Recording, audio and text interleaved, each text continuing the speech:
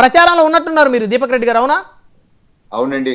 కేవలం మీ షో గనుక ఒప్పుకున్నాను ఎంత పని ఉన్నా గానీ. Thank you very much Deepak Reddy గారు. ఎలా జరుగుతుంది సార్ ప్రచారం, ఎలా జరుగుతుంది? కొద్దిసేపు క్రితం అవినాష్ రెడ్డి గారు మీడియాతో మాట్లాడుతూ ఏదో ఇప్పటికే 650 మంది ఓటర్లకు సంబంధించిన స్లిప్లను టీడీపీ నేతలు స్వాధీనం చేసుకున్నారని చెప్పేసి మాట్లాడుతూ ఉన్నారు. అంటే ఏంటి సార్, బలవంతంగా చేస్తున్నారా ఎన్నిక టీడీపీ, లేకపోతే ఏంటి ఆరోపణలు ఇవన్నీ?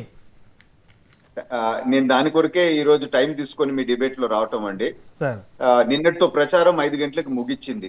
వాస్తవాలు ప్రజల ముందు పెట్టాలా మీ డిబేట్ ద్వారా అనే ఉద్దేశంతోనే నేను ఈ రోజు రావటం జరుగుతూ ఉంది. వైఎస్ఆర్ పార్టీకి సంబంధించిన వాళ్ళు కేవలం రేపు ఓడిపోయిన తర్వాత ఏ విధంగా వాళ్ళు పరువు కాపాడుకోవాలా అనే విధంగా ఒక ఆలోచనకు వచ్చి రకరకాల దుష్ప్రచారాలు ప్రభుత్వం చేస్తుంది అని అన్నారు. కొన్ని వాస్తవాలు నేను ఈరోజు తెలపాలనుకుంటున్నాను. పులివెందుల జెడ్పీటీసీ చనిపోయి ఎన్ని రోజులు అవుతా ఉంది? దాదాపు 2.5 సంవత్సరం అవుతా ఉంది. గతంలో వైసీపీ ప్రభుత్వం ఉన్నప్పుడు ఎందుకు ఈ ఎలక్షన్ రాలేదు? ఇప్పుడు అదే విధంగా సేమ్ ఒంటిమిట్టది కూడా 1.5 years బ్యాక్, 1 year బ్యాక్ ఆ రెసిగ్నేషన్ కూడా జరగటం అవుతుంది. అండ్ త్వరలో మనకి లోకల్ బాడీ ఎలక్షన్స్ రాబోతున్నాయి. వైఎస్ఆర్ పార్టీకి సంబంధించిన వాళ్ళు ఒక పక్కా ప్రణాళికతో కంప్లైంట్ చేసి కేవలము ఈ 2 ఇప్పుడు ఉప ఎన్నిక వచ్చే విధంగా వాళ్ళు పావులు కలిపినారు. ఎందుకు అనంటే ఇది వాళ్ళ కంచుకోట, వైఎస్ఆర్ పార్టీ చనిపోలేదు అని నిరూపించుకునేదానికి ఇక్కడ గెలిచి ఒక మెసేజ్ తీసుకోబోవాలా అనే ఒక ప్రయత్నంతో, ఒక కుట్రతో వీళ్ళు చేసినది. సో 6 నెలల్లో మళ్ళా 8 నెలల్లో మళ్ళా లోకల్ బాడీ ఎలక్షన్స్ వస్తున్నప్పుడు ఈ టైంలో ఇది రావాల్సిన అవసరం లేదు. కానీ దాని వెనకాల వాస్తవంగా జరిగింది ఇది. ఇంకొక 2 అంశాలు చెప్తాను. నిన్న ఒంటిమిట్టలో వైఎస్ఆర్ కి సంబంధించిన వాళ్ళు ఒక పెద్ద ర్యాలీ తీసుకున్నారు. ఆ ర్యాలీకి పర్మిషన్ లేదు, మేము అబ్జెక్షన్ కూడా పెట్టినాం. అయినా కానీ ఆ ర్యాలీ జరిగింది. అంటే నిజంగా మేము సిస్టమ్ ని మేనేజ్ చేస్తుంటే ఆ ర్యాలీ జరుగుండేది కాదు కదా.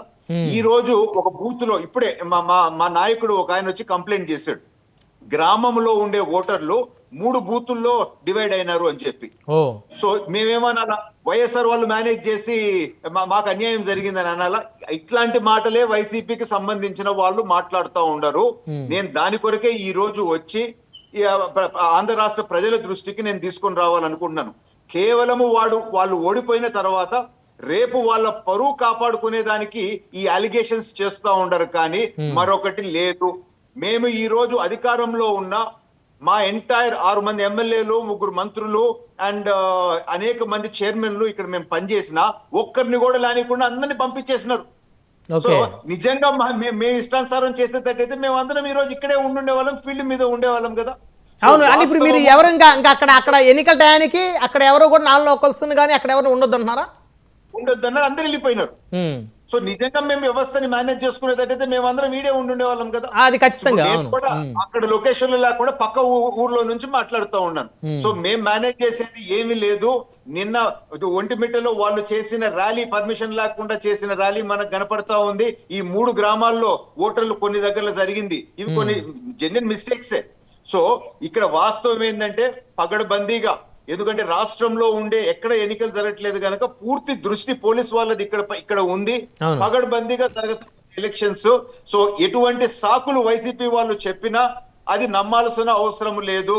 రేపు ప్రజలు తీర్పు ఇవ్వబోతా ఉండరు, తిరస్కరించబోతా ఉండరు అని చెప్పి మాత్రం నేను ముందే అంటే మీరు గెలవబోతున్నారు, మంచి మెజారిటీతో గెలవబోతా ఉన్నాం. 2 స్థానాల్లో జగన్మోహన్ రెడ్డి కంచుకోట పులివెందుల కాదు అని చెప్పి అర్థమవుతుంది రేపు. అదే విధంగా 30 సంవత్సరాలు ఈ మండలము, ఒంటిమిట్ట మండలం ఎక్కువ పాత కాంగ్రెస్ పార్టీకి, తర్వాత వైసీపీకే ఫేవరబుల్ గా ఉండింది. ఇటువంటి మండలం కూడా మంచి మెజారిటీతో రేపు మేము బయటకు రాబోతా ఉన్నాం. ఎందుకు అనంటే ఇప్పుడు క్యాంపెయిన్ లో మేము చూసాను కదా, ప్రజలే ముందుకు వచ్చి మాకు ఈ సమస్యలు ఉన్నాయని ప్రతి ఊర్లో చెప్పినారు. ఆ సమస్యలు మేము చేసాము. సో మీరు చేసేది గనక ఈ మంచి ప్రభుత్వంకే మేము ఓటేస్తామని కొన్ని దగ్గరలో చెప్పినారు. రెండోది 4 సంవత్సరాలు ఇంకా కూటమి ప్రభుత్వం ఉంటే తాడు బొంగరం లేని తిరస్కరించిన వైసీపీకి మేము ఎందుకు వేస్తాము? ఈ 4 సంవత్సరాలు కూటమి ద్వారా మా పనులు మేము చేసుకుంటాం, అందుకని కూటమికే మేము ఓటేస్తామని ప్రజల నుంచి ఒక స్పందన వస్తా ఉంది. సార్ ఇప్పుడు ఓటుకి 10,000 రూపాయలు ఆశ చూపుతున్నారు ప్రజలకి అని చెప్పేసి వైసీపీ నేతలు పేర్నాని గారు వాళ్ళందరూ కూడా బహిరంగంగా ఆరోపిస్తా ఉన్నారు. ఇది ఎంత ఘోరమైన పని అంటే జగన్మోహన్ రెడ్డికి ఇప్పుడు పులివెందుల్లో కూడా పోతే ఎట్లా పార్టీ చనిపోతుందని మేము అందరం అంటున్నాం కదా, ఉమ్, ఇది ఇంకా ప్రెస్టీజ్ ఇష్యూ వచ్చి వాళ్ళు ఆ విధంగా చేస్తూ ఉండరండి. ఉమ్. సో అది తిరిగి మమ్మల్ని అంటాం ఎంతవరకు కరెక్ట్? అంటే వాళ్ళు So, ఓటుకి 10,000 ఆశ చూపుతున్నారా వాళ్ళు ప్రజలకి, వైసీపీ వాళ్ళు? నాకు వచ్చిన సమాచారం అయితే 5,000 లాగా పంచేశారు. మళ్ళా డౌట్ ఉందని ఇంక కొంచెం పంచే కార్యక్రమము చేస్తున్నారు అని తెలిసింది. ఇది పులివెందుల సంగతి నాకు తెలియదు, కానీ ఈ నియోజకవర్గంలో నేను చూసే ఒంటిమిట్టలో అయితే మళ్ళా రెండో రౌండ్ కూడా పంచుతా ఉండరు అని చెప్పి నాకు సమాచారం వచ్చింది. ఓకే. ఇన్ కేసు మేము వ్యవస్థని ఇవన్నీ మా చేతుల్లో ఉండుంటే వాళ్ళని పంచనీయకుండా మేము ఆపుండే వాళ్ళం కదా. ఓకే. మాకు వచ్చిన సమాచారం. సో పోలీస్ వాళ్ళు, డిపార్ట్మెంట్ వాళ్ళ పని వాళ్ళు చేస్తున్నారు. అవును. సో అన్ని సో పారదర్శకంగా డిపార్ట్మెంట్ జరుగుతున్నాయని వాళ్ళు చెప్పి పారదర్శకంగా ఉన్నారు సార్, లేకపోతే వైసీపీ వాళ్ళ పట్ల ఒక రకంగా, టీడీపీ వాళ్ళ పట్ల ఒక రకంగా ఉన్నారా? అంటే నేను వైఎస్ఆర్ వాళ్ళలాగా సాకులు చెప్పే విధానంగా నేను పోను, కానీ నిన్న ర్యాలీ ఒంటిమిట్టలో వాళ్ళు తీశారు, ఒక పెద్ద ర్యాలీ వైసీపీకి సంబంధించిన వాళ్ళు. పర్మిషన్స్ లేవు, మేము కంప్లైంట్ చేసాము.